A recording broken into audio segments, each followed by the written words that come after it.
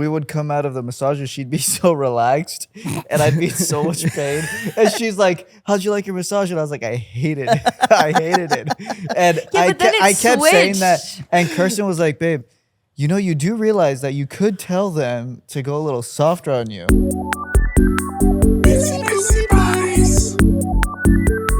Welcome back to episode 28. We are all a little tired today. What's up, Busybody Squad? Welcome to a new beautiful week. Oh man, on the podcast, bro. It has been. It's so crazy. I'm getting ready for this New York move. I got to go do the whole get my car checked for like the cross country. Have you guys ever driven cross country before? I have. Many times. I have a funny story with that actually. Do tell. I've got a few myself. Okay, Kirsten's gonna get amused by this, but you guys did it together? No. Well, yes, but not really. So what it's good. You'll make sense. I'll of let it. Brandon tell his version, and then we'll go to the correct version. Okay, so first of all, the wise version. First of all, yeah, we weren't really together at this point, right? So Kirsten was this your chasing phase still? Yeah, I don't know if it's something. Okay, so she was like, "Let's go to Canada. Would you want to see Canada for the first time?" I was like, "Yeah, sure, I'm down." So we drove in my car first of all. Hold on, in the Forte, the old Kia, in the old Kia, the old Will Forte. So there was no possible. Well, Jake was at the dealership with me. I was like, "Do not take that deal." And he's like, "I need a car, man. I need a car." Jake will never forget that he came with me. Bro, we go to the Kia dealership. I'm like, bro, don't take that deal. You're Jake was like, I need a car. Every possible ounce of Jake was like, dude, no. It's so bad. No. I'm like, don't take that, dude. Yeah, He took it. But bless his heart, he needed a car. He's like, I need a car. I mean, man. You know, I'm thankful for that because it taught me responsibility with money, and thankfully I was able to build my credit off that. Yeah, so. Very true. And honestly, the outcome of that, what happened with that car, couldn't have been a better. It went well, thankfully. Sorry. Okay, back to the. Yeah. So we drove from Los Angeles to Calgary. Was it a 30-hour drive? Oh my god. 24 without stopping. And you guys weren't dating at the time? No, so you guys were we're just friends. Yeah, we're just we're just friends. You know. But before You've taken road trips with your friends. Before, yeah, but like with me and like my only other friends, a girl. I don't know. It's funny. It's just funny. It's funny. Go ahead. But before that road trip, my only sense of a road trip was like 3 hours, Miami to Orlando. So, but that was fine though because I had Kirsten. Yeah, look, tired, huh? I had Kirsten with me though. But then we get to Canada, and then I was not aware of this part of the plan, and she was getting her or she did get her visa. At the time, and then her lawyer said you should fly back with your visa, and then her and her family are like. They're like, oh yeah, Brandon, you can drive back. You're fine. And of course, what? And I'm in Canada with my car. There's no way. So I was like, there's no way I can't not drive back. No, I know you drove. So you went there and then drove all the way back by yourself. It was terrible. Oh my God. Well, thank God you guys were friends at that point because that would have ended a relationship. Let me tell you, man, if I did that and there's like, hey babe, I know we're just, but I'm going to fly back. I'd be like, bitch, you ain't coming home. I don't like, that's crazy. Hey, the funniest part though, I will never forget this part. Did you end up at least going back home, like driving down and then coming to LA, or you just come straight to Canada back to LA? What? Like, did you drive down? Like, did you go to Florida at least? Oh my gosh, Jake, that would be insane. No. Because Calgary's up here, California's here, and Florida's all the way over here. So it would be probably a few days to get to Florida. Oh, Christ. So because it's a few days to get, if you stop, to get to Los Angeles. It's 24 hours straight. Wow. Yeah. And there's a lot that happened on that trip, but I'm not gonna. I'll just say one thing. I'm not gonna waste any more time on that. But there was one time I remember at the end of Vegas. It is scorching hot. Yeah. I mean, like it's boiling hot. I don't know why I didn't just stay at a hotel in Vegas, but even the car was not like cooling off. Well, when I was going to sleep, because that's what I'm saying. I don't know why I didn't stay in a hotel, but I was passing out in the car, and I had I drove through Vegas. I was already out of Vegas, and I was like, you know what? I can't stay up anymore. It was late at night. I'm just gonna pull over, pass out. I hit up Kirsten to see how she's doing, and Kirsten is like I answer the phone and Kirsten's like super excited. She's going out with some friends. She's she's in LA. She's in LA. She's like, oh yeah, Brandon, I'm glad you're almost back. I'm glad you're almost back. Just drive safe. I'm going out tonight. Okay, I don't know if that's true, but Oh, makes a good story. That's Wait, for hold sure. on. So you were just like pulling on the side of the road and just sleeping, like whenever Well, you it's got. because I was trying to get to LA as fast as possible. Right. So I was just driving as long as I possibly could, and then when I felt myself dozing off, Yeah. I was like, it's already the middle of the night. Let me just pull over. So I just tried to drive it straight. Because they say that's worse than drinking. Driving tired is worse than driving drunk. Just about. When It's, I was or if younger, not the same. I fell asleep while driving, and I found myself on the side of the road. Luckily, my gosh. I was in. It's a lot of prairie fields. So Yeah. Oh, the wow. like less cars and more prairie fields, but it was Jeez. definitely scary. At that point, I never drove tired like that again. But, See, yeah, that's like I've done LA to basically the Delta, like Mississippi, Louisiana. I've done that drive 6-7 times, and 4 of those times was by myself. And it's funny, like you get into a rhythm. Like the fastest I did it to is 22 hours, I think, something like that. Yeah. I did it really, really fast. If you can get through Texas, it's really not that bad. I basically, like, my secret is just got like through Red Texas. Bull. It's not good, but it was like Red Bull and cigarettes. It's typically what I'm doing to like get through. And then like, Nice. what's funny though is I have this stretch where I'm listening to music and then I just stop. I just listen to silence and just that like whistling of the car. Going, I love the silence. Yeah. yeah, man. And it, I don't know, dude. It's good being alone with yourself like that. I truly think, like, I remember one of the first times I did it, actually, it was right after like my grandmother I was really close to passed. I drove back and I was just thinking, like, that whole drive I drove back, and the whole drive was this like therapeutic kind of thinking of our memories together, thinking about the longevity of life and how quick things can go. And like, it was just such a, like, I really didn't listen to much or that entire ride. I mean, that's literally from Mississippi all the way back to LA. I wasn't really doing like anything. And it was such a introspective drive. It was so wild. And then this last time I did it, when I was coming back from after we finished the show, dude, I had one of those classic scares where I'm basically out of El Paso, and it's like, oh my God, it's like midnight, I think, midnight or 1 a.m. And I'm maybe 2 Red Bulls in, I'm like just smoking American spirits, and then you just see, like, it's just you're going, and then you see red. I'm like, what the hell? What's going on? And then all these cars are stopped. This trucker has flipped. And so we're in like bumper to bumper traffic for 3 hours, and I'm on like half a tank. So I'm just like, dude, I'm stressing.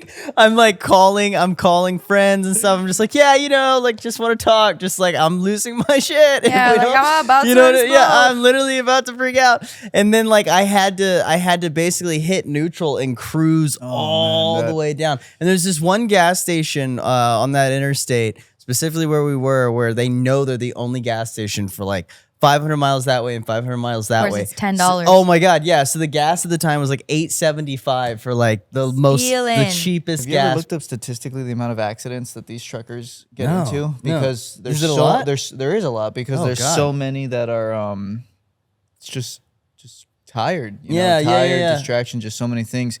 So I'm curious to see how it's gonna be when the self-driving automated ones come out. Well, man, we have those self-driving cars out here now. Yeah. Well, so I think Tesla's using majority of them, but Tesla's released out of this year so far, I think around 150 or just under 150 automated semis. Oh my gosh. But wow. 100 of them are just Tesla. Basically prototypes, testing them out, and Wow. then the other, I think 30 or 40 are other prototypes from other partnerships, corporate partnerships that they've had. Right. But that's gonna change the trucker industry. For sure. I wonder, would you suspend your ability to drive if you just... So basically, let's say they finally figured out freeway, streets, everything. It was one of these things where you get into your car, it's all electric, whatever, and it's like, where do you want to go Wall-E?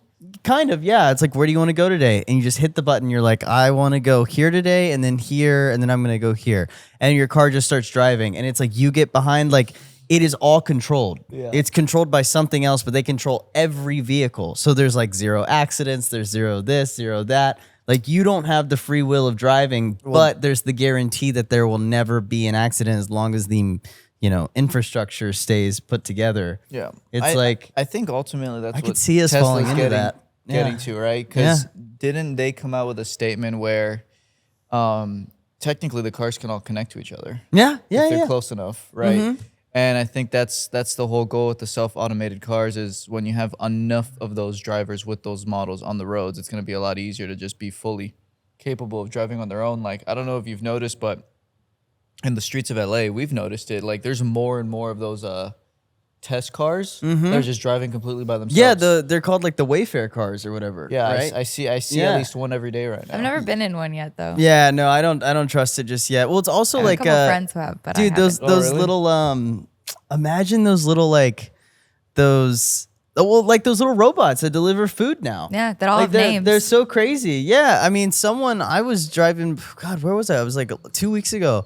I was driving to Hollywood, and this dude was just going at one of them, just like kicking it and beating on it. Yeah, every childhood trauma experience on this robot. Maybe he got his order wrong or whatever. I really don't know, but I mean, you've just beaten this thing to a pulp, and I was just his order wrong.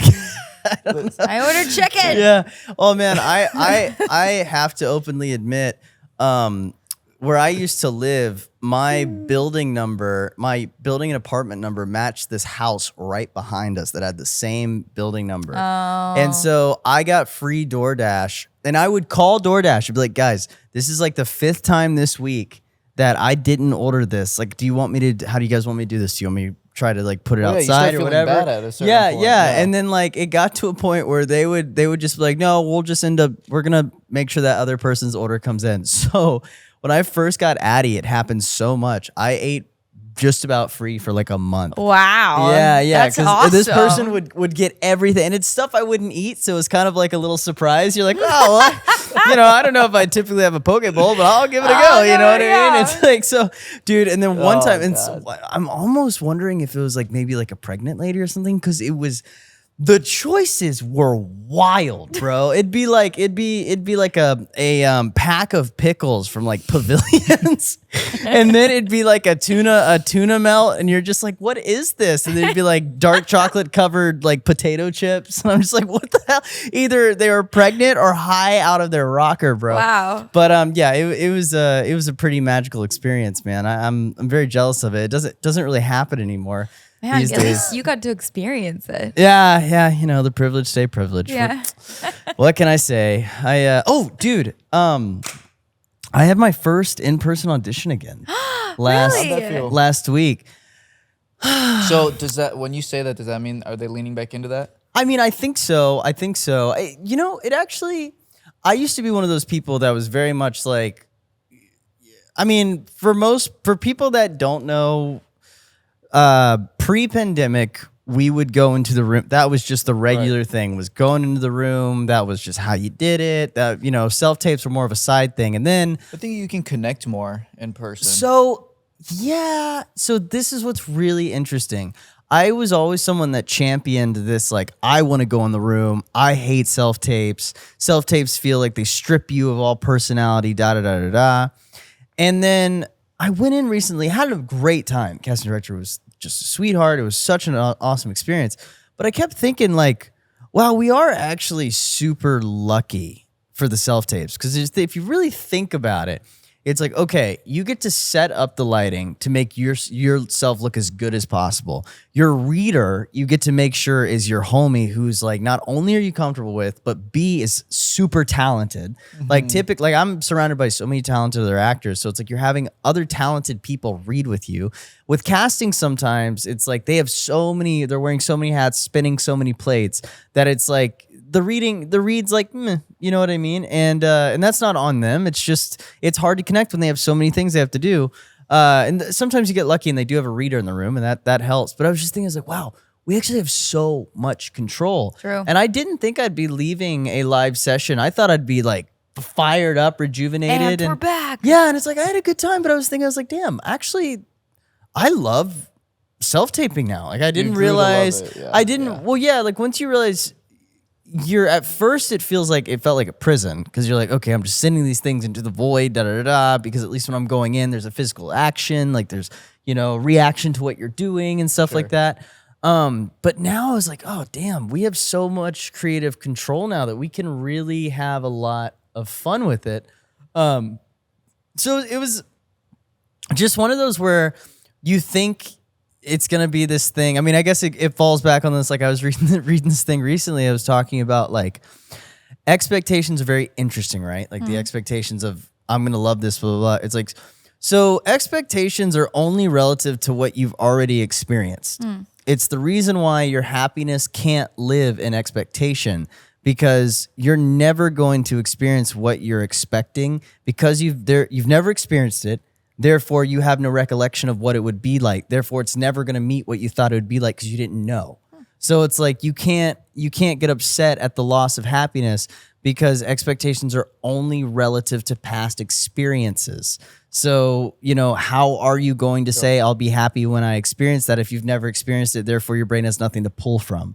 And that's why your brain also gets a little upset when it's maybe not what you thought it was going to be. It's like, well, it's only what you thought it was going to be. And if you never experienced it, your brain could only like conceptualize what you have. Yeah. So it's, but that like really made me go like, whoa, that's true. Holy crap. Like, cause there you go. Yeah. I mean, that kind of, that rocked me for a second, because like, oh damn, that's so true, man. It's like, it's so accurate. It's this thing I was sitting there, I was like, and then I started thinking about so much of my life, so many moments I've had. And I was like, I'm huge on, we've talked about this, the manifesting. I'm huge on like the journaling and all this stuff, and really bringing this in. But you do have to kind of walk into it blindly in order to really, truly experience that idea of happiness, or that idea of reaching what you think you're reaching for, because you only discover this stuff blindly anyways. I mean, everything we know, we once didn't know, and then now we know it, so we know what the experience is. But beforehand, we didn't, we had no way of explaining it.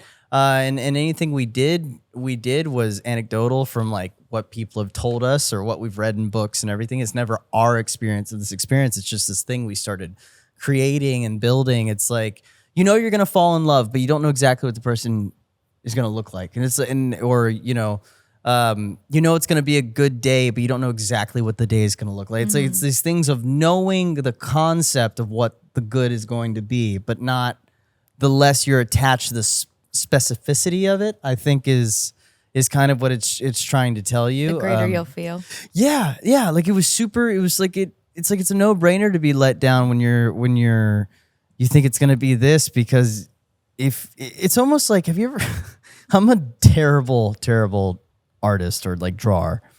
And you ever try to draw something from memory, and you're just like, I draw stick this figures, is but that's what I'm saying. It's like this, like you could never, you know what I mean? It's like, or you try to just like conceptualize or draw something, just come up with something. You know what I mean? It's always so hard, because your brain's like, I don't know really what we're going for here. Or even how to interpret it. Yeah. I just find it like so interesting, man. So that really like sat with me recently. I think, God, what book was it that 101 of the best essays you need to read before you die, or something like that. I don't know, but it was really freaking good, man. That's pretty cool. I like that. Yeah. Just to think about that. I guess you have hope into what something may feel like, but an expectation means that it's required. Right. Yeah. Well, and I think, I think like, for example, like I haven't always been the most religious person, but I'm kind of opening up to it now more. And we went to church last month, and I think his pastor, right? Pastor, was saying, he was saying it's like a lot of, I believe he was saying a lot of religion is kind of is this hope and faith, or it's the certain like he's like not blind faith in the wrong way, like in a ignorant way. It's like it is the faith of something better. So and I was like, oh, that's kind of like happiness. It's like it's a broad faith of the things to come. It was like a very interesting kind of intersection, and that was kind of what he specialized in. Was kind of that was his whole thing, as kind of being like he was a guy that answered both paths. He tried to come at things logistically and then come at things in a place of faith and stuff. Yeah. But I thought that was super interesting how it all kind of intertwines. Like it aligns together. Yeah. That's really cool. Yeah. Where'd you guys go? Was it here? Oh man, I can't remember what the place is called. My girlfriend, she would know. She would know what it was called. I can't remember. They always have some like if they're not what is denominational, if they don't have like a specific thing to them, then they'll be called like, I don't know, the Future Palace or Mosaic or whatever. Like they have all these names, so I'm just Freedom. That's where we Freedom. go. That's what I'm saying. Okay, that's my exact point. Like they all have these like Vintage. Yeah. Zoe. Yeah. There's always some sort of name to it. It's like I don't know. Vintage? Yeah. There's a really cool one called Vintage. Yeah, so that's what I'm saying. Like they all have. So it's like I don't know. I could just throw something out there. It's like I went to like powder, and they're like, oh, I love powder. Like I don't know about powder, but yeah, it could work. I don't know. Jake, you're gonna start a church named Powder. Yeah. There you go. But yeah, I mean, it was very interesting to kind of hear them talk about that, and then kind of intertwine it to just the story of what it means to be human, and this idea of purpose and this idea of happiness, and like, oh God, I had another epiphany sort of moment recently where I was reading this other thing, and it was talking about how we have become a culture of self-help, but it's almost like we're doing so much self-help to distract us from actually doing the thing. And the thing is what gives us purpose. And that purpose is what actually gives us action and movement and happiness in life. All the self-help stuff we think we're doing to like, oh no, this self-help, it's like it helps me get calm and then I will feel good about my life and everything. But what a lot of people are noticing is they're doing their meditations and they're working out and they're doing all this and they have a clear mind. They're like, why am I still depressed? It's like because you've put yourself in this state, and that's great, but it's like you're not going towards anything. You still have nothing that like drives you. And if you don't have anything that drives you, then this shit doesn't matter. Like that's the whole point. It's if you keep yourself centered, that's great. But if you're centered and you're a floating ball, that's just as anxious as a ball going forward. It's so it's very funny because we almost spend it's like if you hear people talk about the stuff, well, okay, let's see. So I wake up and then I get my 10 minutes of sun because I want to make sure I'm good with my circadian rhythm. After that, I'll do a glass of water, and I do my glass of water. I make sure there's mineral salts in there, and that really helps the hydration. And then I make sure not to touch balance. Yeah, pH balance. I make sure not to touch my caffeine for 90 minutes. And then after that, I'll do my ice bath. After my ice bath, I'll probably do my sauna. Then I'll do my 20 minutes of journaling. And then after my 20 minutes of journaling, I'll probably do my 15 minutes of mirror affirmations. And then after that, I probably have 4 hours left in the day. What do you do those 4 hours? Oh, I just sit. I don't know what to do. You know what I mean? It's like, but very that's self-absorbed. But it's like, ironically, and again, we push self-help because it is important. But I think the thing is we get so lost in all the steps of self-help that we're not realizing it's like the self-help is supposed to help you along your path. It's not supposed to be the path. It's also supposed to help you be clear enough to give to others. Yeah. Or purpose to drive into other things. Yeah. That was the whole thing this was kind of talking about. And I'm like, oh, dude, it calls you out too. Because I mean, if you're doing all these things and they're getting in the way of you actually making progress in all the things you care about, then it's self-destructive. Rather, it's like your self-help stuff makes you helpless, and that it's true. That sometimes can be like you're like, say what? What do you like? Why'd I spend time doing all this? It feels like some people. It feels like an attack, and I think I understand what she was saying as like the approach to it is like you're doing so much of it that it's distracting you from your actual goal. And 9 times out of 10, that is where that sort of depression comes from. There's plenty of depression that comes from. I'm literally reading this amazing book right now called I Don't Want to Talk About It. And it's about male depression. And it's so good and so informing. Did you watch The Forge? I haven't watched The Forge yet. No, I haven't watched much TV, honestly. All I have been on is like a classic movie kick. I've just been watching like a bunch of classics. And it's interesting just how much our cinema has changed, you know, and not just like what we talk about and stuff in films, but just the way stuff is shot and what movies expected of their audiences. That's what you were saying literally yesterday. Like what movies expected their audiences compared today. I feel like it's like, I feel like movies these days are more trying to be like, hey, come on, look back over here, look back over here, look at this, look at Grabbing that, look at attentions. that. And then movies back in the day was just like, no, this is what we are, and you're gonna watch us, you know. And if you're not, they had a story to tell. Yeah, there was. Yeah. Well, and also the stories were.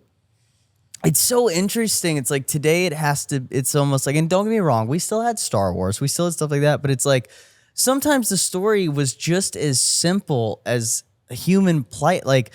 What's Dog Day Afternoon recently, right? And it's just like this guy robs a bank for the whole movie. And you find out why he's robbing the bank. It's actually very ahead of this time. He was robbing a bank so that his male lover could get a sex change, right? Like that's why he was robbing the bank. And it amazing movie. And it was on the stakes were so high, but the character and the story in itself, if you just said the log line to someone, it sounds like a relatively small situation. And there was so much to milk out of that. Like there was so much to squeeze out of that, of like the human experience and everything. It was really cool. And then sometimes I like watch movies today. I'm like, this is just so dead. This feels so hollow. Well, again, I don't know. no purpose. Nope. Yeah. There's like, yeah. I mean, yeah, it's a great point. When there's a drive or the purpose. Yeah.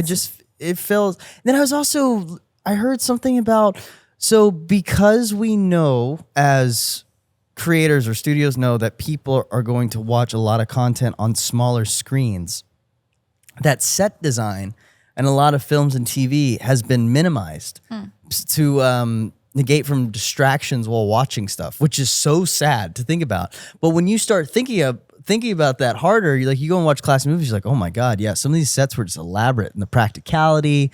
And it's also they also had to build the set. Yeah, and you know, and they were talking about this. There's this article comparing why like some movies that are that people have a lot of reverence, or like some movies are talking about like Alien Romulus, for example, is one of the biggest hits for the Alien franchise in so long.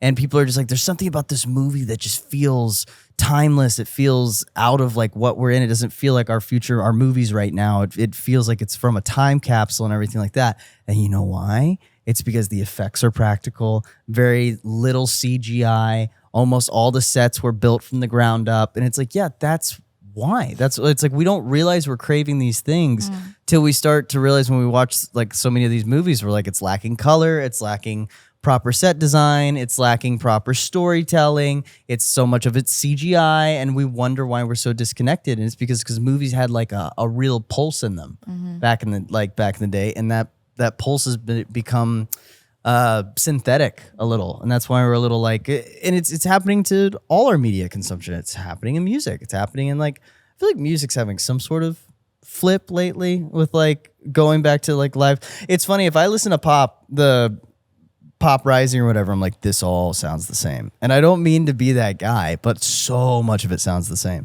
But then I'll go listen to like some of the side playlists, like Lorem or however that playlist is called, or like alternative things, or like all this alternative R&B or alternative hip hop and stuff. And then you're starting to see the flare again.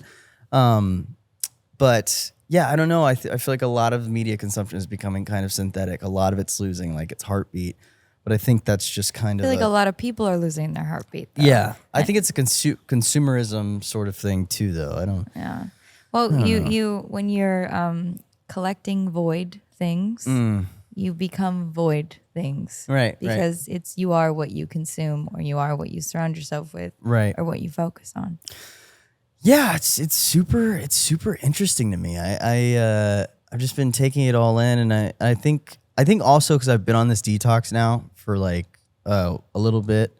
Oh, that's right. The social media one, huh? Yeah, man. I think that's also Bringing him clarity. also a little bit of a case of it. I swear on my life, like the focus has just changed so much, and I'm having just these hour-long stretches of like conversations in my head, not like a madman, but more just introspection about Discussion. so much. Like you realize how much of it is just like you're just distracting yourself from like day-to-day stuff. So much of it is just that. Or from And then- yourself. yeah. Or from people. Yeah, and then when you don't do it, what I've loved so much is like I have stuff to talk about when I talk to people.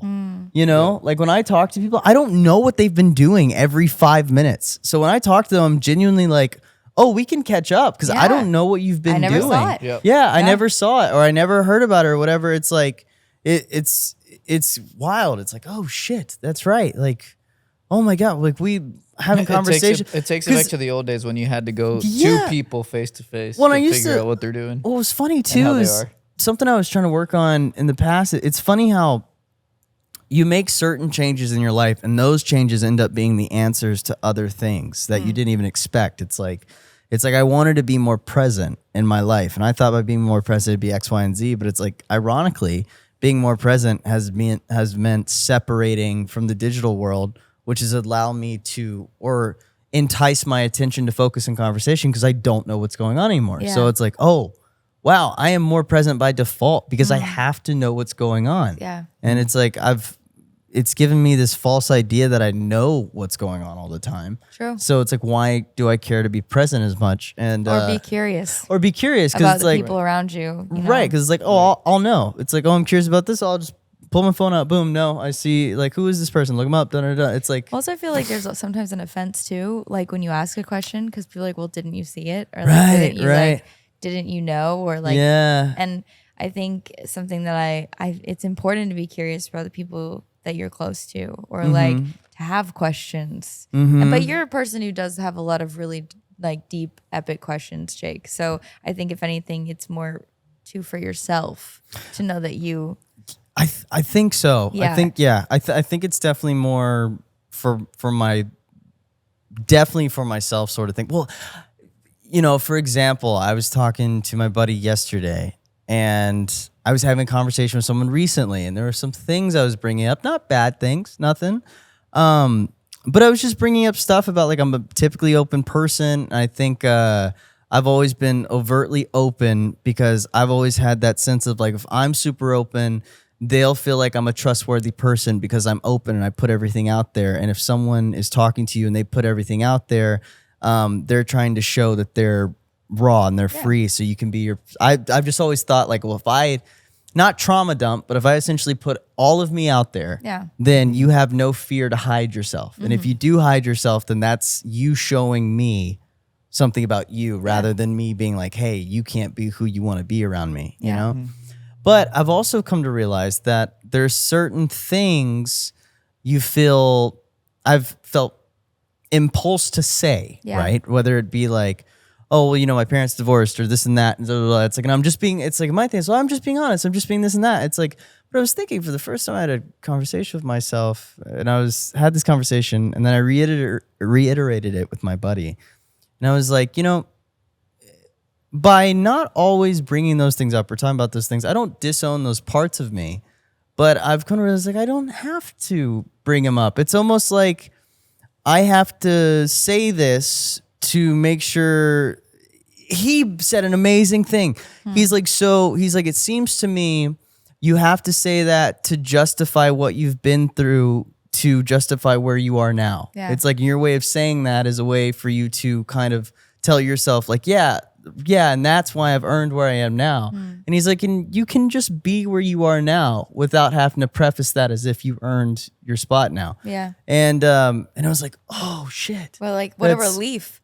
Like Right, to be right. like, whoa. Yeah, it's like because we do that with so many things, and it's like no, it's like I'm just kind of just putting it out there because you know it's just part of my life, and it's like yeah, it is, but at the same time, it's at what point do you accept like oh, I don't need those things to justify these means anymore? It's like I am here, I am who I am. I don't that doesn't always have to be part of the story. It doesn't. The bio can be rewritten every few years. It can be updated, you know? So I think it's been a lot of that when I say introspection and kind of having more conversations with myself. There's just more stuff I talk about, or like even, you know, at the grocery store when you're talking to someone, or I've started noticing like you do like body scans and stuff. And when you're not distracted, you have more time to feel sensations in your body you weren't aware of. And it's like, when I'm out in public, I've always thought like I'm a relatively extroverted person and stuff. I've found my breathing,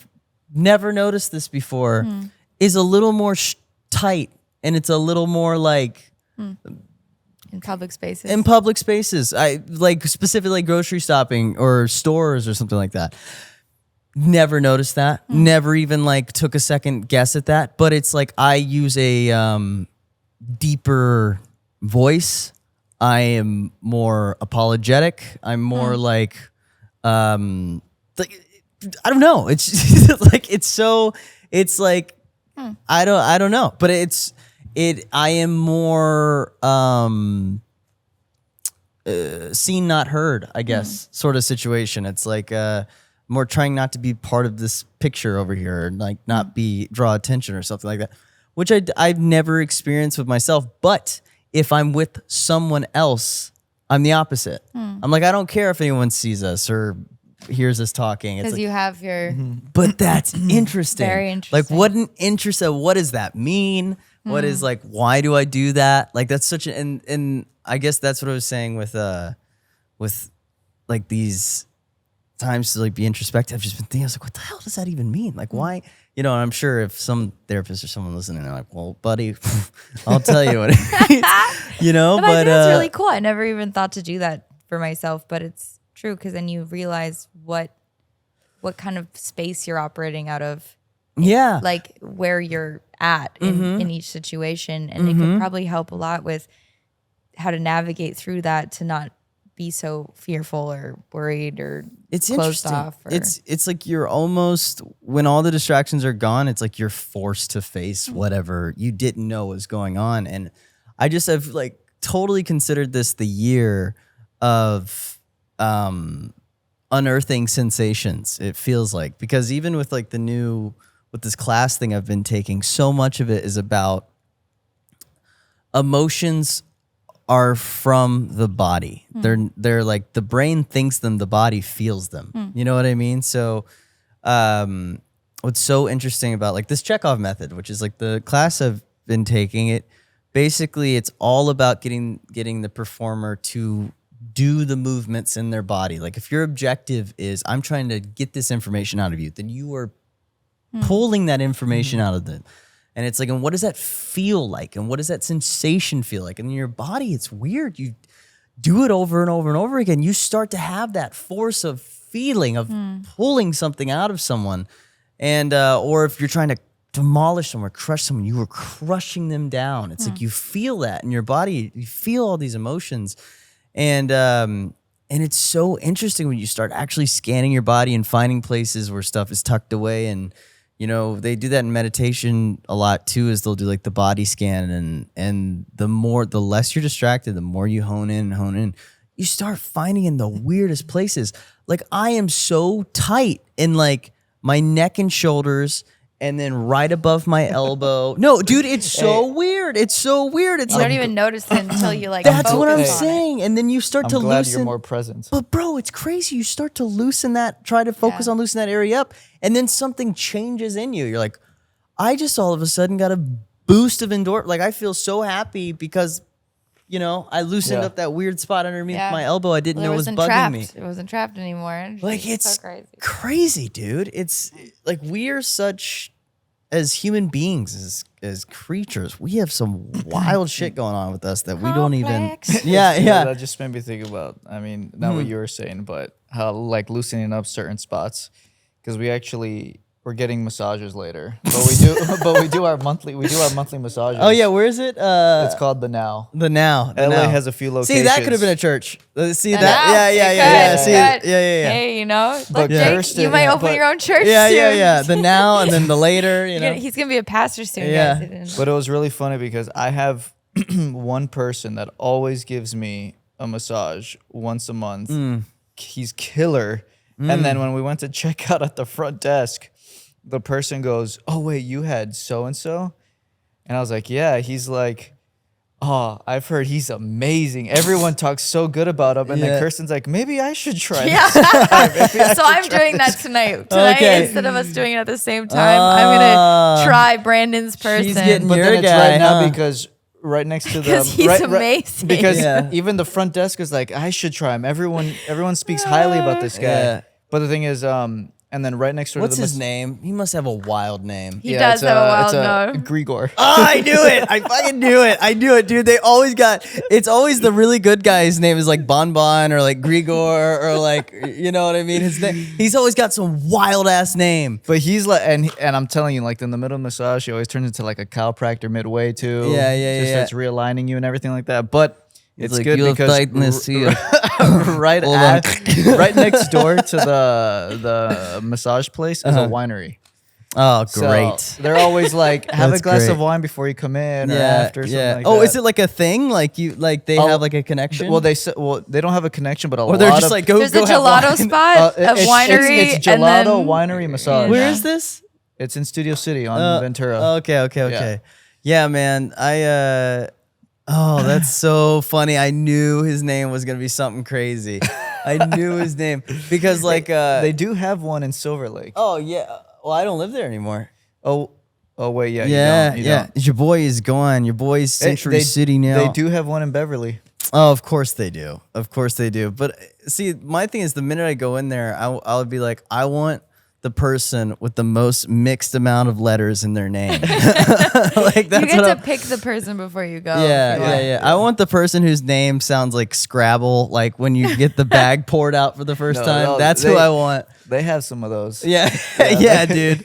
Yeah, bro. That's what I want, man. I want to be reading their name like I have dyslexia and be like, that's the person. That's my That's person. who I need. That's so funny.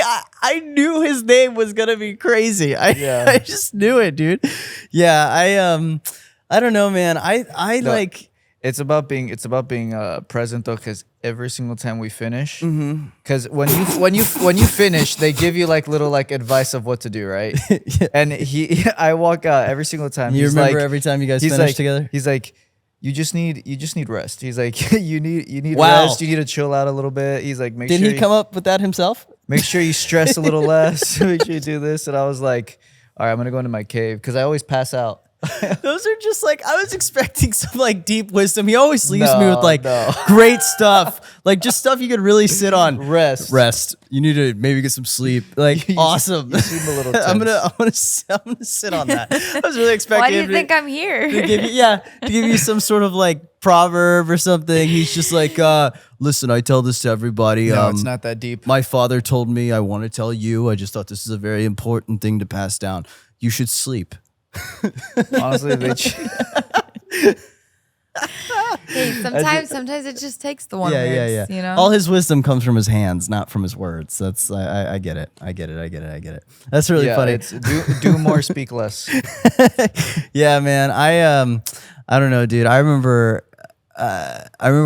Do you like them to go as hard as they possibly can? No. Okay. No, definitely So not. I thought I'd like that. You know, I really thought, and I had this. I went to this one massage lady in New Orleans. She was the sweetest, kindest. Like, it was a Thai massage place. She's a sweet little woman, and she's like, okay, do you want it soft? You want it medium, or do you want it hard? And I was. I look at her and I go, hard. No, Jake, you put yourself in Bro, terrible. I was oh my screaming. gosh. I was shit. Like, literally, I'd be like, like she would just dig and dig, and I swear at one point she started laughing at me. I know for a fact she started laughing at me, bro. They leave the room, they're like, I'm gonna let you like take a minute. Minutes. I was like crying. I like come out, my face is hot, my eyes are red. You know what's funny? You know what's funny about you saying that? She wrecked me. I did do a Thai massage one time. Oh. No, but Kirsten, when we first started doing massages, we would come out of the massages, she'd be so relaxed, and I'd be in so much pain. And she's like, "How'd you like your massage?" And I was like, "I hated it. I hated it." And I kept saying that, and Kirsten was like, "Babe, you know, you do realize that you could tell them to go a little softer on you." Yeah, man, it's my Southern hospitality. I don't want to tell anyone how to do their job. It's like I kind of feel like you're breaking my shoulder blade, but you're the masseuse here, not me. So, I will say though, a good masseuse, as soon as they do them, they'll be like, "Is this too much, or do you want me to?" Yeah, they do that. Like, my thing is, I'm crying, so I can't say anything. And so that's like, there's too much. I'm like,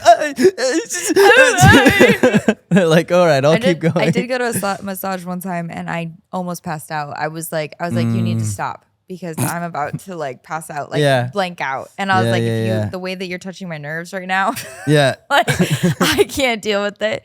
I remember I went to one Thai massage. I am not a fan of someone walking on my back. Oh yeah, or like on your back? Knees and hands on my back. Yeah. Or crawling on me. It's just not for me. That's the thing. This lady was not so really little into it. That there was a point where she climbed on me. I'm like, what are you doing? Or like my leg over my head somehow, and I'm like, how did it get up there? So funny. And they're still on me, and I don't know. Some people really like that, and that works for them. Yeah. But for me, it's too much. I just like. And the eye contact. There's been some of them that will just like No? Okay. I've never had the eye contact one, Jake. That's just me.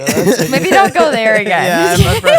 To be fair, it was only supposed to be a 45-minute. It went for like almost 2 hours. So maybe she was just, no, I'm kidding. I'm kidding. Yeah, she just like kept making eye contact with me and petting my head at the same time. I don't know if you guys. Oh no. That happened with you guys? No, that doesn't happen at the now. Yeah. Okay.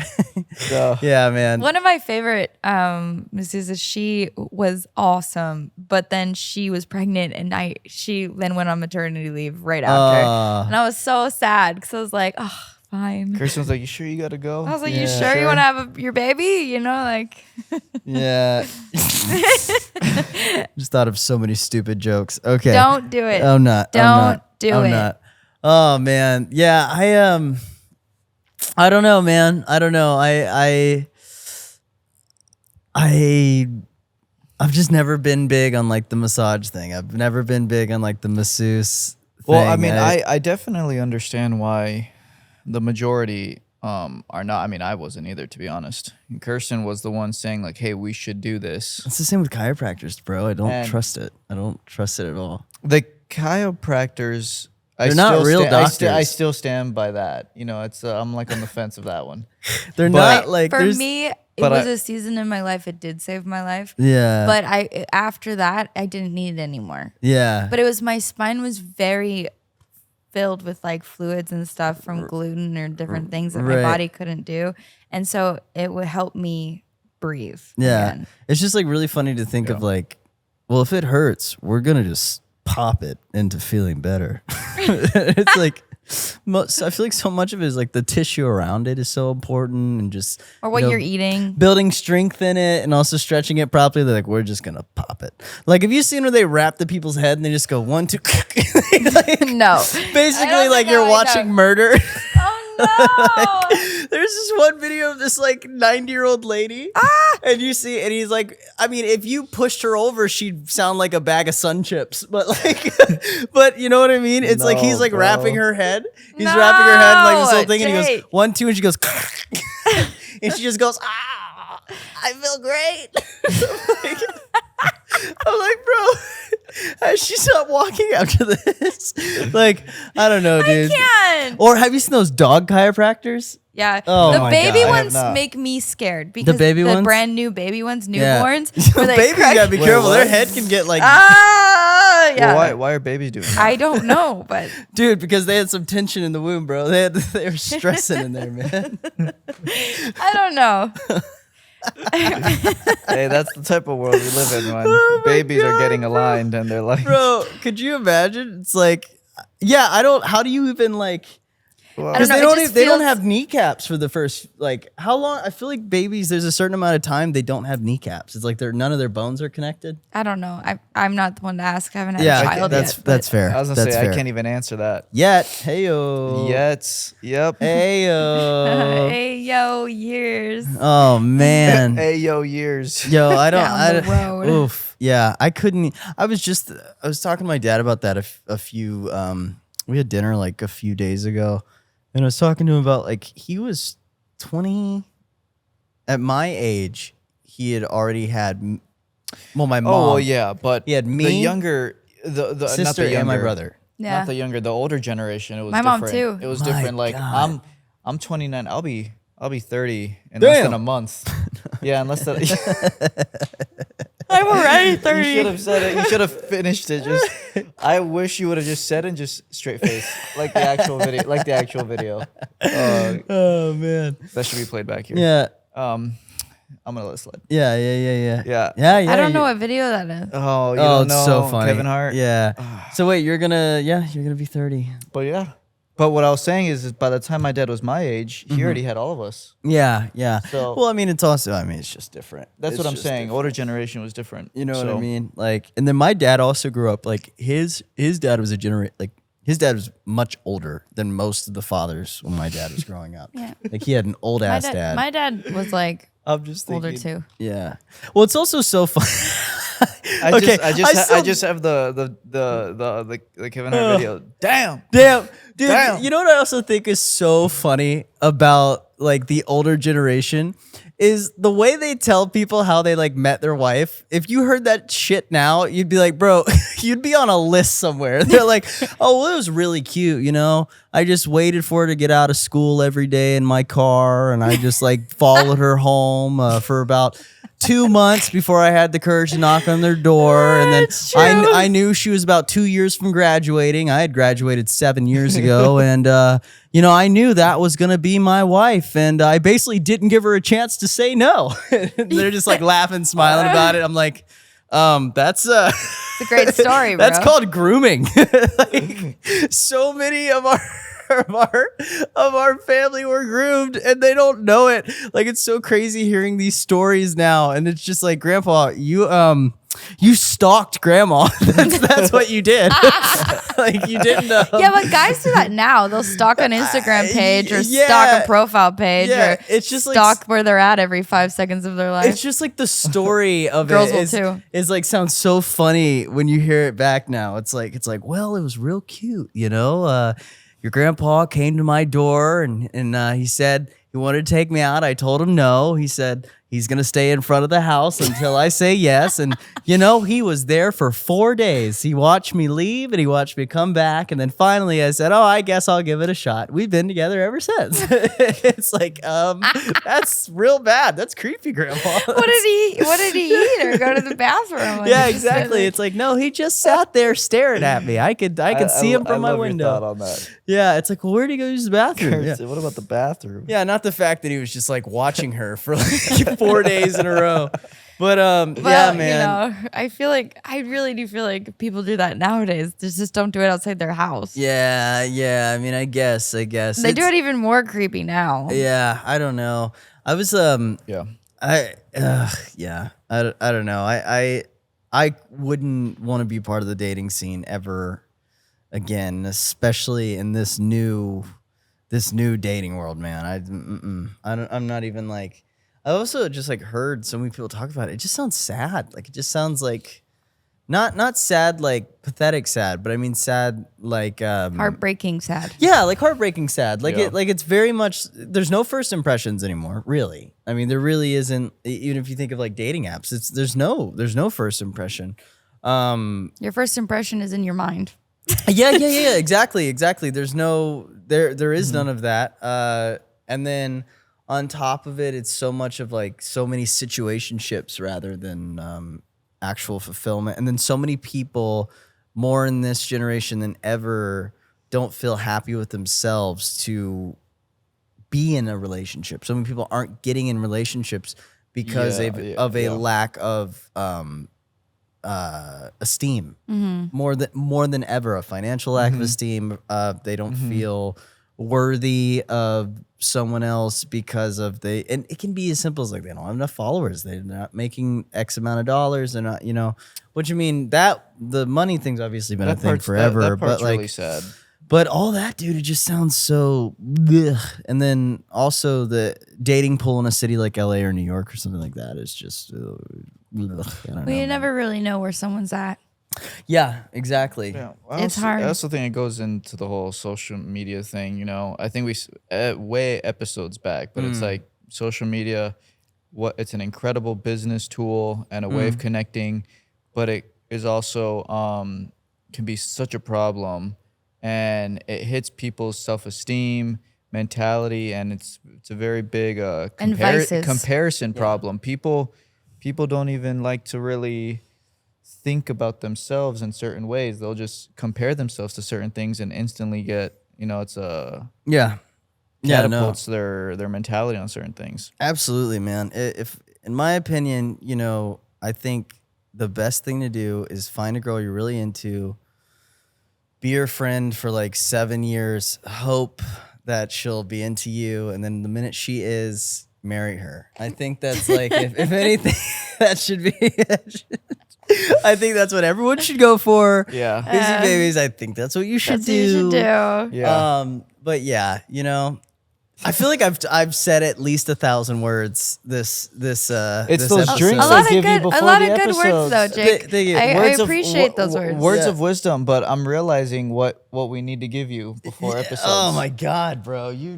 gave me your yerba You got to do the words that I couldn't say today. yerba cocktail over Yeah. there, and I'm like, yeah, man. But listen, Busybabies. Here's We the love thing. you. Here's the thing. We love you guys very much. We are very glad that you guys tuned in for our Yes. banter for this episode. Banter bodies. Banter bodies. And I have a very curious question for you guys. Oh. If you are dating right now in the dating pool, what's the number one thing that drives you crazy about dating in this scene? Tell us, comment below, tag us. Hell, even send videos of you guys now. I want to see your faces. So love you guys very much. Thank you for tuning in. Have a beautiful whatever day you're watching and listening to this episode. Yes. Much love, guys. Till next week. Toodles.